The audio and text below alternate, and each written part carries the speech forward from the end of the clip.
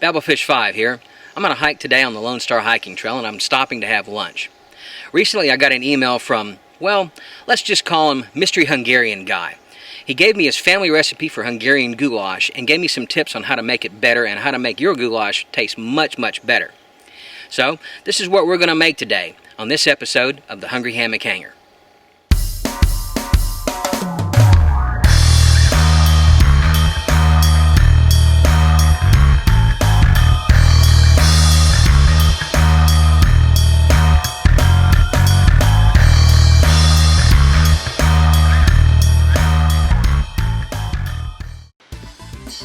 The shopping list for today is 3 pounds of lean ground beef, 5 large white potatoes that have been skinned and diced, 1 cup of diced onion, 1 cup of sliced carrots, 1 cup of red wine. Make sure it's a red wine that you would actually want to drink. 3 tablespoons of Hungarian paprika. Try really hard to find Hungarian paprika. If you can't find that, then just use normal American paprika. But the Hungarian paprika adds a lot of flavor to the dish. 1 tablespoon of salt. 2 15-ounce cans of beef broth. And 3 tablespoons of ground gravy mix. Brown your ground beef in a Dutch oven. Since it's so much meat, you're probably going to have to brown it in batches. Once you finish browning it, remove it from your Dutch oven and let it drain. Try to get as much fat off of it as you can. While your meat is draining, put your onions in and saute them for about 6 or 7 minutes. Once your onions are translucent, put your meat back in your Dutch oven and let it saute for another 6 or 7 minutes. Then add your salt and your paprika and give everything a really good stir. Make sure to get things stirred up really well to get everything equal within the Dutch oven. Then pour in your cup of wine and give everything a really good stir. Put a lid on your Dutch oven and let this simmer over medium-low heat for 20 minutes. Stir your goulash every couple of minutes. If it looks like it's getting dry, add an additional 1/4 cup of wine each time. Once your 20 minutes is up, then add your potatoes and your carrots and give everything a really good stir. You'll want to stir this really well. This is your base recipe. You don't have to add anything extra from here, so if you want to keep moving forward with it, that's just great. But if you want to add some extra things into it, you can. Make sure whatever you add extra, that you don't add too much of it. You want to keep the main ingredients to be the potatoes and the meat and the carrots.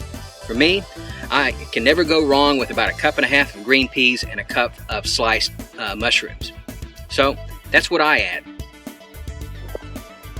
Now I add my mushrooms and my green peas and give everything another really good stir.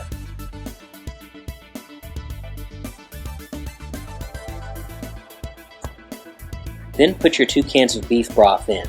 Add enough liquid to get the beef broth up to just under everything in the pot. Then cover and cook over medium heat for 20 minutes. After 20 minutes, make sure your potatoes and your carrots are done. Then add your 3 tablespoons of brown gravy mix, stir really well, and then cook uncovered for about another 5 to 10 minutes. You'll want it to cook long enough for everything to get really thick and gooey.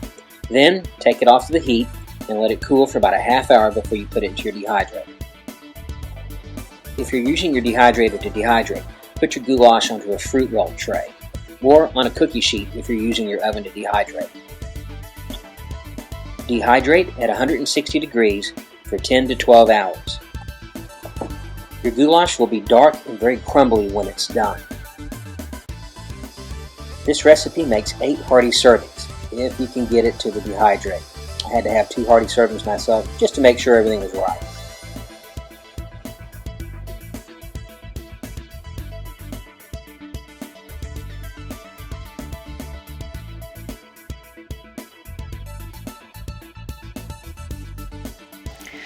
Okay, I forgot my pot cozy today, so usually what I do in those cases is I actually let my meal boil for about 2 or 3 minutes. So I'm going to let this sit here and boil like this for, 2 or 3 minutes until it'll give everything a chance to rehydrate and it'll get more water in it. Then I'm going to let it sit for about 10 or 15 minutes off of heat without a cozy, and you should be done. You should be good. And after about 15 minutes, your goulash should look just like this. It's going to be very thick and very rich.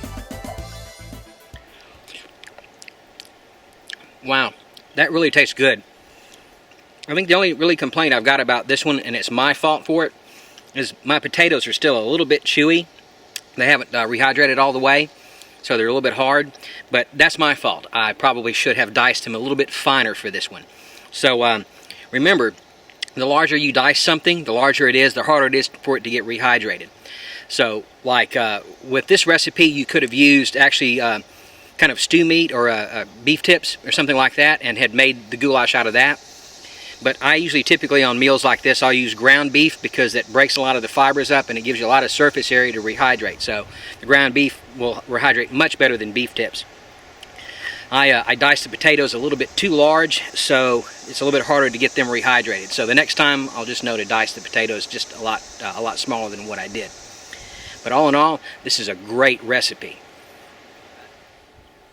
So there you have it, a very tasty trail goulash.